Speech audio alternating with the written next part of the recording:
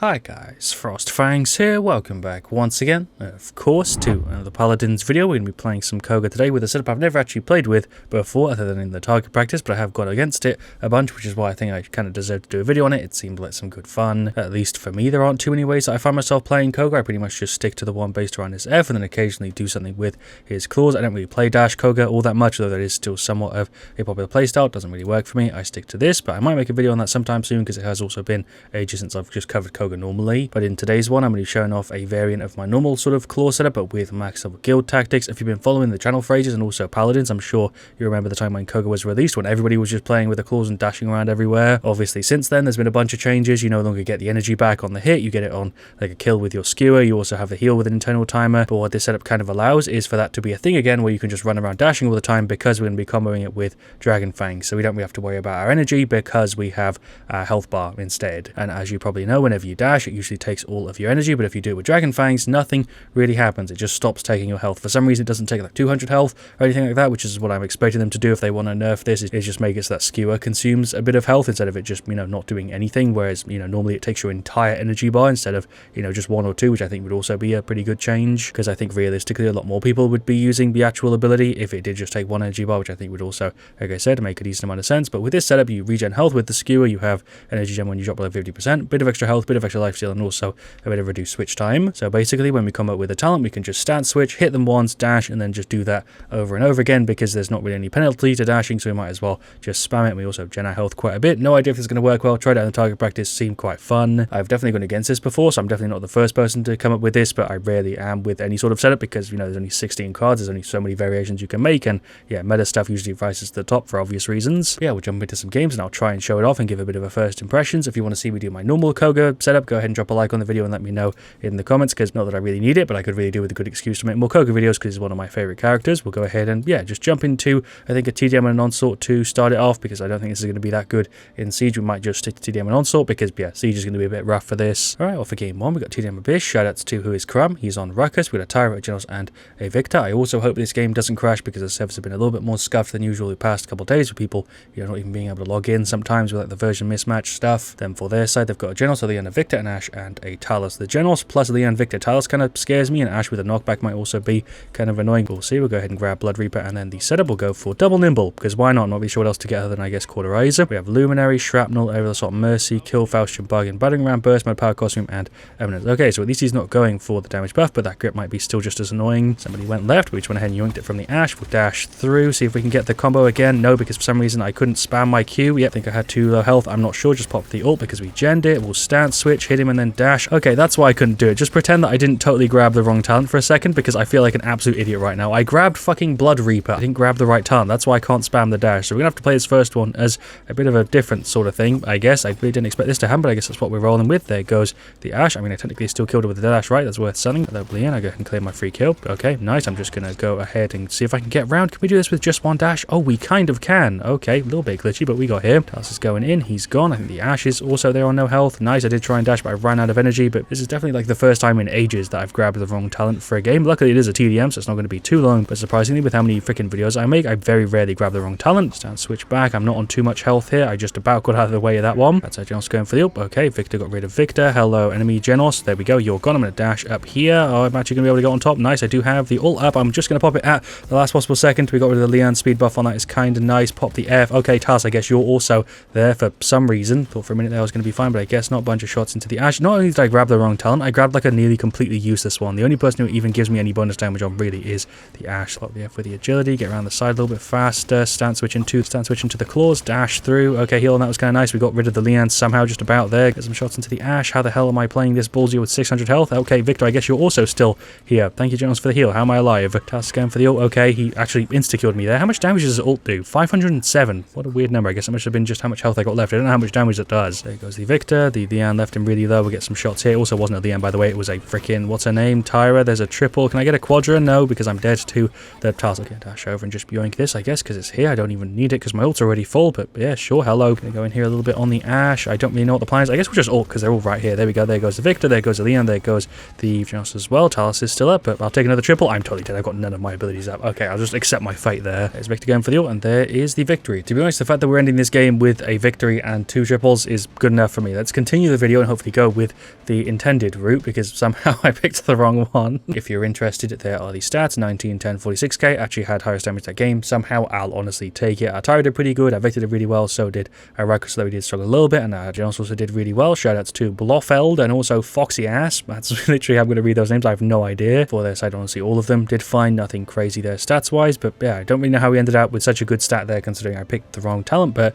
hell, we'll just go ahead and requeue for another one and pick the right one this time. Anyway, for game 2, we got TDM, Dragon Arena. We got a Victor, a Pip, a Buck, and an Inara. Pretty standard team. We're up against another Inara, a Genos, a Cassia Strix, and a Grok. Bit of a tough matchup there, but we should hopefully still be fine. I'm a bit worried about the Inara possible cripple and the Genos possible cripple, plus the Strix Cassie damage buff would also be a bit rough. Although I will say, even though the servers have been a bit weird, at least we're getting pretty decent matchmaking. The games we've had so far seem to be pretty damn well matched. We'll go ahead and grab Dragon Fangs, not the wrong one this time, and then the talent. I don't know how I didn't notice either. It took me like a good 30 seconds. We'll go ahead and start off with some Cauterize. We've got Burst Mode, Bounce, has Mega Potion, Treacherous Ground, Power Cosmium, Maelstrom, Nocturnal, and Impulse. So I'd actually say this is pretty close to worst case scenario with both people on their side who could have cripples. Having cripples is going to be kind of rough. Nearly got rid of the Genos. We'll dash in here. We'll get switched again and just start slashing them, I guess. We can dash. Something that I, for some reason, didn't realize is that it does still clear your energy. It just doesn't obviously take any extra health. It just gets rid of any of your energy. So it does the same thing as it does normally, clearing your entire energy bar. I feel like it should just get rid of one, to be honest. I don't know why it gets rid of all three. Kind of weird. It's not that strong of an ability, to be honest. Gonna climb up here, stand switch, and just get some slashes on them. I guess I should be dashing around more, but they're playing super defensively. It's kind of tough. Don't really know why we're looking down the middle, but I guess it gives me a chance to heal up. Hello, enemy Inara. I guess we can clear her thing. That's something I didn't even consider. We'll get another slash and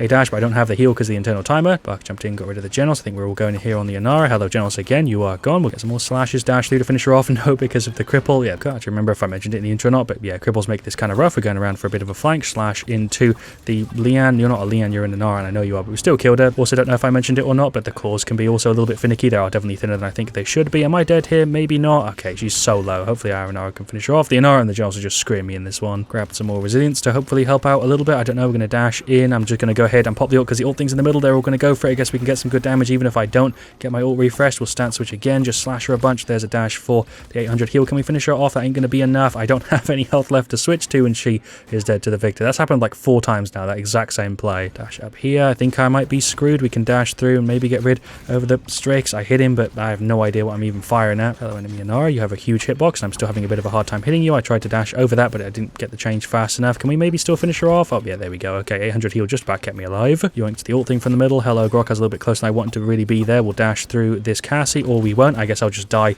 instead because they're both there. They're very stacked. I think I've said it once already, but they're playing really, really close together for a freaking TDM. I'll tell you that much. Guess the Pip ulted the Genos. Okay, cool. We'll stand switch again and finish him off. No, I guess I'll just get stuck in a weird claw animation. We'll go for the ult. Got rid of the Grok. Nice. I think I am still dead, though. Don't have any of my energy left. And there we go. There is a defeat. Well-deserved win for them. I think they were playing quite well there as a team. For their TDM, a bit unexpected. Their team cup also massively countered what we were trying to do. Treacherous Ground Inara plus Void Grip Genos. The Genos wasn't gripping me too much, but he did do it occasionally, and the Inara was just bodying me there. You know, we still did passable. 10, 15, 57k isn't terrible, but that was pretty tough for a matchup there. Our Pip did okay. Our Inara did alright. Our Victor did pretty damn good, and our Buck did, yep, fine. Their Grok did pretty good. Their Strix did super solid. Their Cassie did fine. Their Inara did fine, and they just did a really good job. Shoutouts to Snappy Snap 13. That was their Inara, and yeah, let's jump into another one. Hopefully this time without a team filled with hard enemy CC. Right, well, for game 3, we got King of the Hill, Magistrate's Archives. Our Ceres doesn't seem to understand that I'm doing it for a video. I don't usually play Koga 3 times in a row, and even if I did, what would be the problem with that? I don't know, but we've got Ceres, Zin, Makoa, and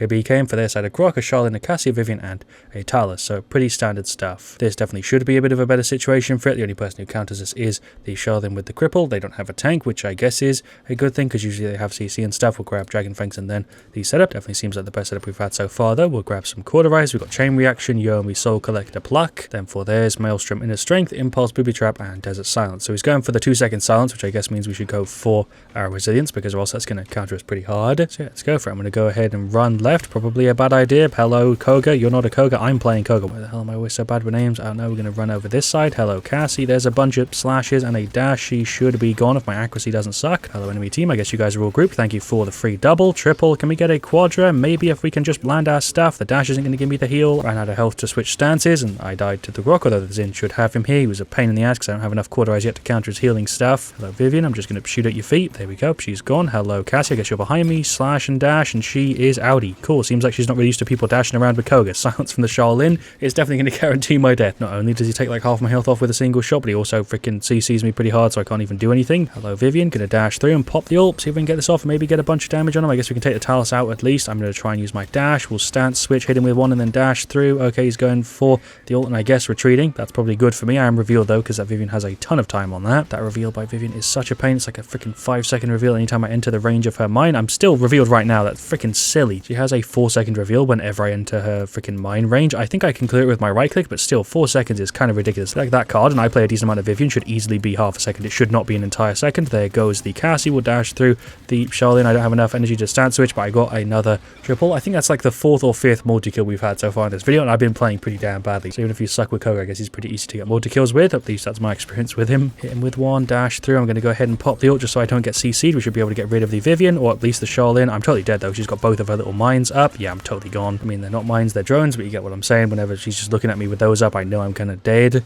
Vivian, I guess we can dash over, stance switch, hit it with one, dash through. Have no idea how that worked. I don't know how I managed to hit her foot. Talus is going for the ult. Will stance switch and dash through. Didn't give me the heal. Can we finish him off? Yes, we can. That's a second kill in a row. I don't feel like I should have got. Charlene is ulting somewhere here and luckily isn't hitting most of his shots. Vivian just spawned on top of me. Don't know if she spawned like the second I died or if she spawned like as I was still up, but that would kind of change a few things. There goes the Charlene. We don't have any energy left. I guess I'm right on top of the point. I feel like this entire video, but also the setup has been pretty damn messy. It's a pretty solid setup, and I feel like the video's also been, you know, pretty solid, but it's just been so hectic. But honestly, it's just been so all over the place. I like the setup. I just don't know why you'd go for this over the other version of Koga. It is kind of fun. You get to dash around more, but is that really a good thing? I don't know. The heal is kind of nice. You get to do plays like that, but you usually die a little while afterwards because you have to use pretty much all of your health and all of your energy to get your damage and stuff off. Like I'd say, the setup's good. It's fun. It just really isn't ideal, and especially in a tryout situation, you're going to get absolutely bodied, especially with CC and stuff. I mean, I'm sure you get exactly what I'm talking about because you're watching what I'm playing, but it's basically like a kamikaze type of setup. You run in, you die, and then, you know, maybe take somebody out with you and get a decent amount of damage, but that's pretty much all there is to it. Charlene going for the ult. I just hit here for a second. I don't know if he was going to push in or not. I'm going to just jump over here. Am I dead? Oh, nearly. I'm going to just dash up here to make sure I can juke him. I don't really know exactly what he's doing. I guess he's just here. I think I might be dead. If I'm not dead to him, am I died to the Vivian and the Cassie or just blasting the doorway? Okay. Talus's mark is just here. I'm going to wait for him to be forcefully pulled back and get some shots into him. It seemed like he was expecting me there. I'm dead, and there is the defeat. Well-deserved win for them. Like I said, they played well. I think overall they had the better team. The setup was awkward, as I'm sure you'd expect. It works sometimes, but most of the time you're kind of just giving yourself extra deaths for not really any good reason. As for the stats, we did fine. 18, 17, 54k. I'll take it. Amakoa struggled quite a bit, as Zin did as well. 18 deaths there is a hell of a lot. Ceres did okay, and so did BK, but overall maybe it was the teams that was messing up this video. I don't know. I didn't feel like I was getting healing all that often, and the team was playing a little bit weird, as you can kind of see from the stats. Same kind of thing in the first two games, but I don't know. I feel like even if we did have really good teams, the setup is still like a dive in and die sort of setup, so obviously that is going to be